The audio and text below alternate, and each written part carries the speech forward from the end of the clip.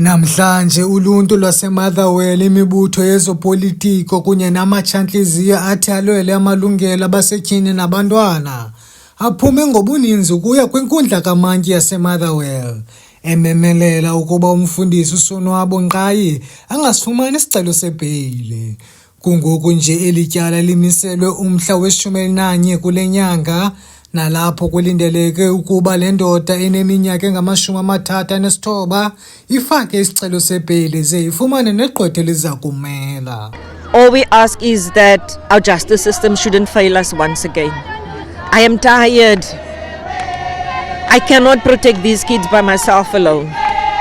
And we as an NPO is asking humbly that not only our justice system but the Minister of Police should start taking note of the cries of children out there. They're not safe anymore. Thina sinqonela ukuba thina singabantu amapolisa angasifeli, umphakathi angasifeli, ijustice ingasifeli, mayiseve sidiniwe singabantu babasidlwengula, singaphephi elizweni lethu. Nathi simele kuba siphephe kuba nathi sinelungelo lokuba siphile apha emhlabeni.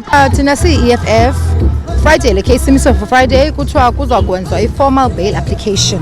Asiqale apha i-charges zobhuti zale case. It's 1, kidnapping, rape, murder and defeat of law. Thina as the EFF njengoba imiswe case for Friday siziva kamandi ngoba at least isinika thina singabahlali simobilizane to come here sizobonakalisa emthethweni ihlobo esifaka kabuhlungu, because it can't be that abantwana bethu bazabulala barejwe and nothing has been done.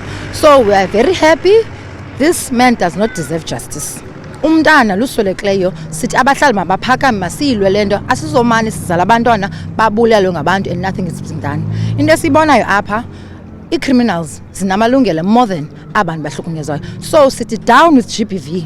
Abahlali baseMotherwell nekulapho umzimba kaLithayanda nobengumhlali wakule lokishi uChole utshiswe ethafeni bathi akafanelekanga ukuba afumane ibheyile uNqayi. Singabahlali balapha eMotherwell siziva sinenhliziyo ezibuhlungu nezikhathazekileyo.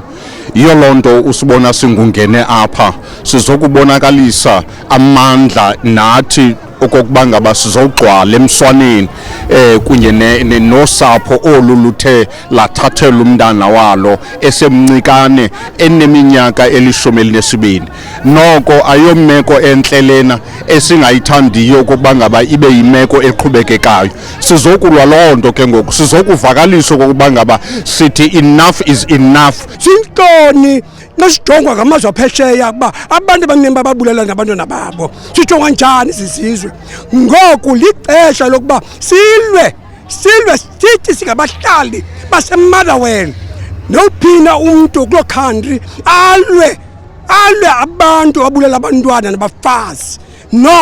Noko isinathonele singodada nathi inhlungu esitya ngaphakathi. Usodolophu umasipala weNelson Mandela Bay uBabalwa Lobishe uthi bengumasipala abasebenzisana ne-NPOs ezilwa ukuxhatshazwa kwabasetyhini nabantwana, nanjengoko ezi ziganeko zithande ukuxhaphaka kulo masipala. Zikhona ii-NPOs ezisebenzisana nazo, ophila ndoda siyasebenzisana nabo, nezinye ezize ngaphambili ii-NPOs esinethemba lento ba moving forward le area sizayimepa siyiprofile kakuhle sikwazi ukutsho ukuba yeyiphe siyibeka kweyiphi kona sizokwazi ukuminimize ezi ziganeko zingangoba sine-view ethi ukusebenza nenye i-NPO kungangasikhuphi indawo, kodwa kuba sizawukwazi ukutsho uba kwezi sezikhona sesizisapothileyo na financially sisebenza njani nazo under i-board yabo ngoba bayi-formation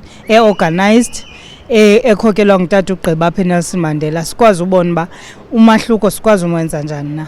Uluntu lwaseMotherwell uthi luza kuquqa lubuyelela kule nkundla de umfundisi uNqayi agwetywe ngokubulala uLithayanda nobengumfundi webanga lesi-7 kwisikolo samabanga aphantsi iLundini. Kwiindaba zeMpuma Kapa TV, Dungasandile Njongi, eMotherwell, eGqeberha.